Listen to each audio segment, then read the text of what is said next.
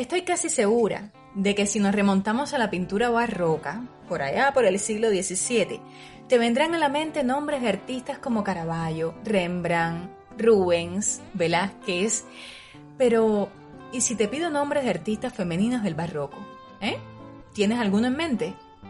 Sea cual sea tu respuesta, hoy mis amigas y yo te traemos la historia poco conocida pero importantísima de una artista italiana que sobresalió con letras mayúsculas en el arte del siglo XVII.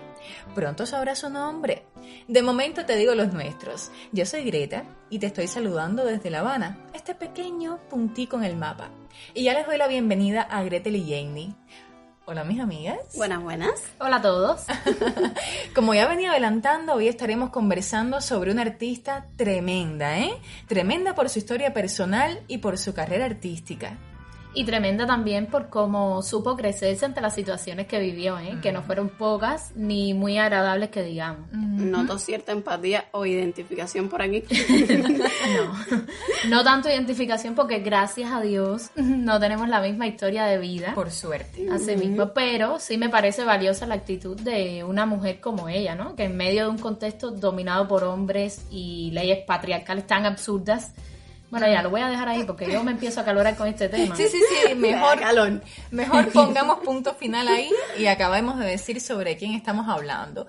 Gretu, por favor, ¿nos puedes anunciar a quién estaremos dedicando el episodio de hoy en lo que a Jenny se le baja el calor? Con mucho gusto, mamá. Y sin más preámbulo, les digo que hoy hablaremos largo y tendido sobre Artemisia Gentileschi. Ay, mi heroína. Deja que Gretel continúe. No adelantes cosas antes de tiempo. Ella como siempre. Perdón. Continúo. Artemisia Gentileschi nació en Roma a finales del siglo XVI y fue la única hija de un matrimonio en el que todos los hijos fueron varones. En cierto sentido podemos decir que fue privilegiada porque su padre vio potencial en ella y le enseñó a pintar cuando era una niña, algo que se mantuvo haciendo por varios años, al punto de que su padre le presentó a otros artistas del momento, entre los que se encuentran nada más y nada menos que Caravaggio, chicas. De hecho, si observamos las obras de ambos, de Artemisia y de Caravaggio, pueden verse ciertas influencias. Totalmente. Es que Caravaggio influyó muchísimo en ella. Fíjense que en las primeras obras de Artemisia podemos ver ese estilo de claroscuro que tanto él solía hacer en sus obras. Bueno, yo siempre digo que quien nace con talento, más tarde o más temprano ese talento habla por sí solo. Uy. Profunda la chica. Sí, hoy vine profunda. Y Artemisia es un ejemplo de ello. Porque, aunque su padre la educó como pintora, ella no recibió ninguna otra educación vinculada a las artes. Sí. O sea, fue la guía de su padre, esa guía inicial, y el talento nato de ella, los que la llevaron a convertirla en una de las artistas mujeres más importantes del barroco italiano. Lo dijo Jenny. He dicho. Aunque, como ya hemos señalado en otros episodios, a pesar de haber sido tan importante en su momento, a pesar de haber dejado una huella con su obra, cosa de la que no hemos hablado aún, el nombre de Artemisia es otro más de la larga lista de artistas mujeres que han quedado en el olvido, desgraciadamente. Pero para eso estamos aquí hoy con este episodio dedicado completico a ella. Eso. Vamos a sacarla del olvido y para que nuestros oyentes, los seguidores de Instagram... Sí, porque esta semana... Te interrumpí, perdóname. Esta semana estaremos compartiendo en nuestro perfil, como ya saben los que nos siguen, muchísimas obras y daticos interesantes de Artemisia. ¿Puedo continuar? Dale, ahora sí. Pues como decía, hacemos hoy este episodio para sacarla del olvido y para que nuestros oyentes y seguidores conozcan quién fue la heroína del barroco italiano, como se le llamó años después en la historia del arte y como ya Jenny, sin decirlo por las claras, venía adelantando. Bueno, vamos a entrar ya en materia, ¿les parece? Vamos. Sí. Como ustedes saben, a mí me gusta la preguntadera. Lo saben. Y no voy a cambiar, lo siento. Así que, vamos, ¿quién fue Artemisia? ¿Por qué se le conoce así como la heroína del barroco italiano? ¿Qué título ese? ¿Qué hizo para sobresalir como artista en un contexto dominado por hombres? Etcétera, etcétera, etcétera. Bueno, ya comenté un poco quién era Artemisia, dónde nació y cómo fueron sus inicios como pintora, su relación con Caravaggio. Ahora, hubo algo importante en la vida personal de ella que influyó sin dudas en su vida profesional. ¿Algo que la marcó y de qué manera? Pues sí. Siendo aún una adolescente, su padre contrató a un conocido suyo, llamado Agostino Tassi, para que también enseñara a Artemisia sus conocimientos de pintura, sobre todo lo que conocía de la perspectiva. La cuestión está en que el susodicho Tasi violó a Artemisia en el taller, ¿No? cuando ésta solo tenía 18 años, chicas. Para aquel entonces la violación no se consideraba un delito contra la mujer, sino contra el honor familiar. Así que el padre de Artemisia lo denunció y este fue llevado a juicio, sí. Un juicio muy peculiar para mi entendimiento, pero evidentemente muy normal para la época. A ver, Greto, explícate y explícanos. Por favor. Digo peculiar porque durante el juicio Artemisia fue sometida a 2 momentos súper incómodos. ¿Cuáles? Uno fue la clásica revisión ginecológica delante de todo el mundo en pleno juicio para confirmar si ella era virgen antes del acto de violación. Y el otro momento, para mí extremo e innecesario también, fue que la sometieron a tortura para demostrar su inocencia. Ay, ¿qué es eso? Sí, envolvieron cuerdas alrededor de sus dedos y las apretaron para hacerla hablar. Pero ella, como inocente al fin, lo único que repetía era la misma historia de su violación y de cómo había ocurrido todo una y otra vez. Qué barbaridad. Bueno, yo voy a preguntar porque... Muy fuerte. Preguntar es mi esencia, como cariñosamente Jenny me dijo un día. Y lo Así repetiré que, dinos, Gretu, después de contarnos estas cosas tan horribles, ¿qué hicieron con el violador? Bueno, pues Agostino Tassi solo observó todo el show. No puedo creerlo. Qué injusticia, Dios mío. Y finalmente fue declarado culpable, eso sí, pero sin trascendencia alguna, porque supuestamente su sentencia era el destierro de Roma, cosa que jamás se cumplió. Qué barbaridad. Ujú. Bueno, concentrémonos en Artemisia. Sí, Vamos a mejor. Artemisia. ¿Qué pasó luego de esto con ella y con su arte? Pues como les había dicho, este suceso marcó su manera de representar la escena o los personajes que protagonizaban sus obras, lógicamente, ¿eh? Ella se centró a lo largo de su carrera en la representación de la mujer desde una mirada rebelde, valiente, vencedora de obstáculos. Qué bien. De hecho, algunas de las mujeres que representó fueron María Magdalena, Lucrecia, Cleopatra, Judy. Salomé, Danae. Exactamente. Que dicho sea de paso, son nombres que mencionamos ya en nuestro episodio sobre las femme fatales. Sí. El episodio 61, si no me falla la memoria, para el que quiera escucharlo. Exacto. Y también, aunque en menor medida, Artemisia hizo autorretratos suyos y también los hizo desde esta perspectiva de mujer súper empoderada, de artista talentosa y segura de sí misma. Era esta visión lo que ella pretendía. Transmitir. Bueno, precisamente, Artemisia representó heroínas en sus obras luego de su violación.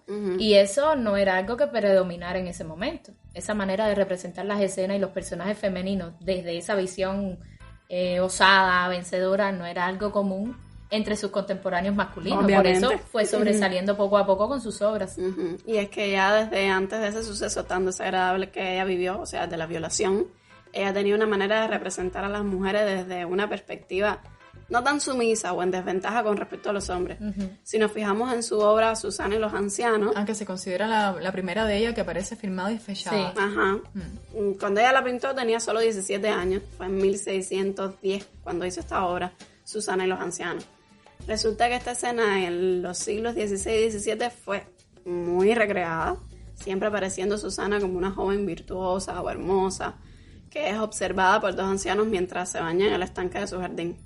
Las representaciones mostraban a los hombres exigiéndole a Susana que se sometiera ante ellos, y si no lo hacía, pues ellas se encargarían de arruinar su reputación. O sea, Algo así se representaba habitualmente. Exactamente. Sí. Pero, llegó Artemisia y mandó a parar con su manera de representar a Susana, ¿verdad? Es correcto. Las obras que precedieron a la obra de Artemisia representaban a Susana como una joven seductora, provocadora. Vaya, como que ella era la que provocaba que los hombres estuvieran mirándola. En fin, Ya. la versión de Artemisia es totalmente diferente, porque ella representa el momento justo en que Susana se defiende de 2 hombres mayores que la atacan por detrás de una balaustrada de mármol.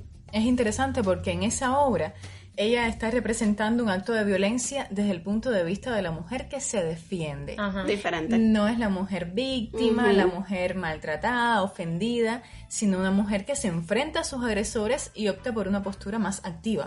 Bueno, 39 años después, fíjense cuánto tiempo, Artemisia volvió a pintar esta escena. Eso era algo recurrente en la obra de ella, que volvía sobre las mismas escenas. Y la Susana que nos muestra, 39 años después, una mujer mucho más segura de sí misma e incluso aparece empujando a uno de los ancianos. Es como si viéramos a la propia Artemisia a través de Susana, ¿eh? Yo pienso que sí. Exactamente. Ya lo dijimos, pero de todos modos no está de más volver a decirlo. Esta semana pondremos todas estas obras de Artemisia en nuestro perfil de Instagram, @huyelartepodcast, Porque realmente impresiona la fuerza que tienen, ¿verdad, chicas? De que impresionan. Y ahora yo les propongo hacer una pausita. ¿Puede ser? Ay, tú estás sudando. Este episodio ha sido calentico. Vamos a tomar agüita, por Vamos a ver favor. si bajamos el calor. Sí, que hay mucho calor. Estamos en Instagram, @huyelarte_podcast. Bueno, Team Artemisia, continuamos. Pero claro, continuamos y bien arribita. Ahora, hay otro datico súper importante en la vida de Artemisia que también marcó un antes y un después en su carrera. ¿Cuál? Y es que luego de la violación, su padre logró casarla con un pintor florentino que era muy poco conocido en ese momento. Se mudó a Florencia luego de la boda, donde además de cumplir con sus labores maritales, bueno, tuvo 5 hijos con este matrimonio, continuó pintando hasta su muerte. Pero lo importante de todo este preámbulo es que estando en Florencia se convirtió en 1616 en la primera artista femenina en ser miembro de la Academia de Artes y Dibujos dirigida por Giorgio Vasari. El autor de un libro clave en la historia del arte. Vidas de los más excelentes pintores, escultores y arquitectos. Exacto. Bueno, pues Artemisia se convirtió en la primera artista femenina en ser miembro de esta academia y precisamente con esta membresía pudo comenzar a firmar contratos, a comprar materiales para trabajar bajo su propio nombre y sin la necesidad del consentimiento de su esposo, como era la tradición en aquel momento. Y este fue un logro súper importante porque Sí. en ese momento las pintoras no gozaban de este tipo de prebendas en el mundo de para las nada. artes. ¿Qué va? Como sabemos, era un entorno más bien para artistas masculinos y que ella entrara sin lugar a dudas le valió un reconocimiento y un respaldo a su obra por el resto de su vida. Bueno, tal fue así que después de eso, uno de sus mecenas más influyentes fue Cosme II de Medici, el gran duque de Toscana, quien fue además mecenas de Galileo Galilei. Sí. Evidentemente, pertenecer a la academia no solo le dio a ella reconocimiento, sino lo que más deseaba a esta pintora, poder decidir sobre su vida y su arte, tener independencia. Y lo logró gracias a su talento. Se debe haber sido el deseo ¿Y de en unas qué cuantas época? artistas del Incluso momento. fue dueña de su propio estudio de artista en Nápoles, que lo abrió luego de mudarse a esa ciudad, ya divorciada de su esposo, y que mantuvo activo hasta su muerte en 1654 fue, ¿no? Sí, o sea que emprendió una nueva etapa en Nápoles, ya no en Florencia. Exacto. Divorciada. En aquel momento. Es increíble, con hijos y con un estudio de artista que gestionaba ella misma. Era tremenda Artemisia. Sí. Y de esta misma manera, independientes, fuertes, desafiantes, representó a las mujeres en sus obras. Así mismo. ¿Qué me dicen ustedes de las diferentes versiones de Judith matando a los Fernes? Increíble. Son obras súper fuertes, totalmente diferentes a las de sus contemporáneos masculinos o de sus antecesores. Sí, sí. Judith matando a los Fernes también le estuvimos comentando cuando hicimos el episodio de las Femmes Exactamente, Fatales. sí. Y ese es un pasaje que ha sido representado muchísimas Sí. veces a lo largo de la historia del arte. Pero la versión de Artemisia de 1620 es particularmente una obra imponente. Original. Eso sí. Sí. Es que tradicionalmente la historia de Judith matando a los Fernes era representada por los artistas de una manera, pudiéramos decir, bastante idealista, donde predominaba la belleza de Judith luego del momento de cortarle la cabeza a los Fernes. Pero todo muy idílico. Sí. Ahora, en la versión de Artemisia, influenciada por la obra de Caravaggio de 1598, que es la misma escena, en la que él se centró más bien en el acto de la decapitación, ella se centra en intentar capturar el estado psicológico de Judith y, algo importante, el enorme esfuerzo físico que demanda decapitar a alguien. Exacto, porque eso no es algo fácil de No. conseguir. Requiere de cierto Suponemos. esfuerzo. Sí, suponemos. Sí, pero claro. No por hablamos lógica- desde la experiencia. No. Por lógica, es algo difícil de conseguir. Requiere de cierto esfuerzo físico, de un arma adecuada Y él lo para capta. ello, para no hablar de la explosión de sangre que se genera luego de ese momento. Bueno, ahí quería llegar, porque precisamente Artemisia representa a Judith y a los Fernes con gestos de personas que luchan entre sí. Exacto, y si nos fijamos, ese dramatismo es reforzado por el uso del color o del claroscuro tan empleado durante la pintura barroca. Ay, sí, fue algo clave dentro de la manera de pintar de ese momento. Entonces no solo vemos a Judith poderosa física y mentalmente, ¿no? Segura de sí misma y de lo que quiere, que es decapitar a los Fernes, por si a alguien no le quedó claro que esa es la acción que ella quiere cometer. No, nos quedó, nos Sino quedó. también que hay otros dos elementos, en mi opinión, importantes dentro de esta pintura y que Yo deberíamos mencionar. Yo voy a referirme a uno. Avanza. Yo soy adivina.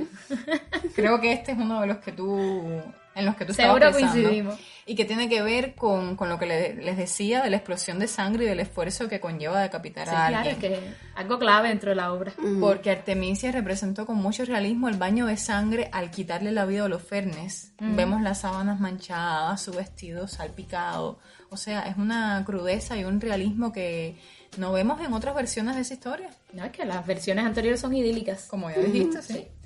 Bueno, el otro detalle que también es clave para mí dentro de las versiones que Artemisia hace sobre este pasaje es el papel que le da a la sirvienta de Judía en su representación. O sea, la sirvienta ya no aparece en el fondo esperando con una bandeja para recibir la cabeza de Holofernes, sino en estas versiones ayudando a Judía a llevar a cabo la acción. Esta es una de las varias pinturas que Artemisia hizo en las que destacó el poder de las mujeres, sobre todo mujeres que se enfrentan a los hombres y a los agravios que estos les provocan. Algo que, como hemos dicho, está marcado por su propia experiencia de vida. Exacto. Totalmente, claro. Sin duda, la vida de Artemisia Gentileschi, chicas, fue extremadamente singular para una mujer del siglo XVII. Sí. Eso ya nos queda claro. Sí, sí. ¿De qué manera? Porque aun cuando sufrió ofensas, limitaciones, experiencias bastante desagradables, fue una mujer que pudo disfrutar de cierto grado de libertad personal y profesional gracias a su carácter y a su talento artístico. Bueno, yo diría incluso que fue una mujer visionaria a la hora de representar a las mujeres de una manera fuerte, dueñas de sus cuerpos, de lo que querían. Algo que tardó unos cuantos siglos en consolidarse, ¿no? Como movimiento y como comportamiento en la sociedad. Como mismo pasaron varios siglos en que el nombre de Artemisia Gentileschi volviera a salir a la luz. Porque luego de su fallecimiento su reputación desapareció completamente. Sí. Qué triste. No fue así, no fue hasta hace apenas unos años que el interés por su obra renació, principalmente a partir de referencias sobre ella, su obra, en libros de historia del arte, como una de las artistas barrocas italianas más importantes de la historia. No, y también se han realizado algunas exposiciones de ella. Qué bueno. Una en el Museo Metropolitano de Arte de Nueva York en 2001. Y otra en 2021, ¿no? Y otra, sí, exacto, la última más reciente en la National Gallery de Londres. Bueno, todo eso nos sigue reafirmando el temple de mujer y artista que fue Artemisia Gentileschi. Sin dudas. Sí. Muchísimas gracias, mis amigas, por este episodio tan conmovedor. Se nota que cuando hablamos de mujeres rompedoras y de arte se nos sale la pasión, ¿verdad? Y como siempre digo, tú que nos escuchas, recuerda que puedes acceder a todos nuestros episodios a través de la plataforma que prefieras. Estamos en iVoox, Spotify y Apple Podcasts. Elige la que prefieras. La semana próxima estaremos de vuelta como siempre. Jenny. Gretel. Y Greta. Chao.